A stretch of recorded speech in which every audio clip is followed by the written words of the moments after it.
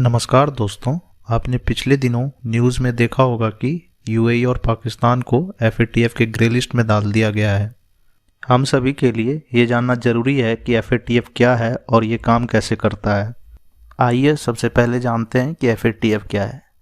FATF या कहें तो फाइनेंशियल एक्शन टास्क फोर्स, जिसका फ्रेंच नाम ग्रुपे डी एक्शन फाइनेंसियरे है, ये एक इंटर गवर्नमेंटल ऑर्गेनाइजेशन है जिसकी नींव 1989 में पेरिस में रखी गई थी।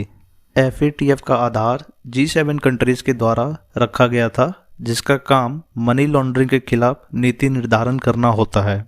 2001 के बाद एफएटीएफ के जुरिस्डिक्शन में टेरर फाइनेंसिंग के खिलाफ कार्रवाई को भी शामिल कर दिया गया था। एफएटीएफ एक संस्था के रूप में पॉलिटिकल विल भी बनाती है, जिसका काम मनी लॉन्ड्रिंग के खिलाफ नेशनल लेवल पे लेजिस्लेटिव और रेगुलेटरी रिफॉर्म लाने का होता है। आइए अब जानते हैं एफएटीएफ के क्या ऑब्जेक्टिव्स हैं। इस ऑर्गेनाइजेशन के द्वारा दुनिया भर के देशों को मनी लॉन्ड्रिंग और टेरर फाइनेंसिंग के खिलाफ प्रभावी कदम उठाने के साथ ही एक मानक स्थापित करने के लिए प्रेरित किया जाता है।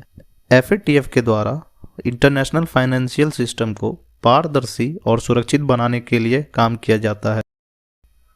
वर्तमान में 37 कंट्रीज और 2 रीजनल ऑर्गेनाइजेशन इस संस्था के सदस्य हैं, जो दुनिया भर के प्रमुख वित्तीय संस्था को रिप्रेजेंट करते हैं। एफएटीएफ के द्वारा समय समय पर ब्लैक और ग्रे लिस्ट जारी किया जाता है। ब्लैक और ग्रे लिस्ट में उन्हीं देशों को शामिल किया जाता है जिन देश में मनी लॉन्ड्रिंग और टेरर फाइनेंसिंग के खिलाफ कोई ठोस कदम नहीं उठाया जाता है। ग्रे लिस्ट को एक वार्निंग के रूप में भी देखा जा सकता है, जिसमें कहा जाता है कि अगर ग्रे लिस्ट में जाने वाली कंट्री ने टेरर फाइनेंसिंग और मनी लॉन्ड्रिंग के खिलाफ कार्रवाई नहीं की तो उन्हें ब्लैक लिस्ट में डाल दिया जाएगा। एफएटीएफ के ब्लैक लिस्ट में ईरान और नॉर्थ कोरिया शामिल है, जबकि ग्रे लिस्ट में बारबाडोस, कंबोडिया, हाइती, जमाइका, माल्टा, मॉरिशस, पाकिस्तान जैसे देश शामिल हैं।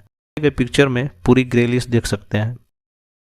किसी भी देश के लिए एफएटीएफ के ब्लैक लिस्ट या ग्रे लिस्ट में आने का मतलब है कि उस देश पर काफ़ी तरह के आर्थिक बंदिशें लगा दी जाती। इन बंदिशों के कारण उन्हें फॉरेन इन्वेस्टमेंट नहीं मिल पाता है। World bank, international monetary fund के द्वारा लोन नहीं दिया जाता है, जिससे कि उस देश का आर्थिक स्थिति कमज़ोर हो जाता है और धीरे धीरे वो देश इकोनॉमिकली कोलैप्स होने के कगार पर पहुंच जाता है। पाकिस्तान को ग्रे लिस्ट में ऐड करने के बारे में आप क्या सोचते हैं, हमें कमेंट बॉक्स में बताएं। और अगर आपको वीडियो पसंद आया है तो लाइक करें और चैनल को सब्सक्राइब करें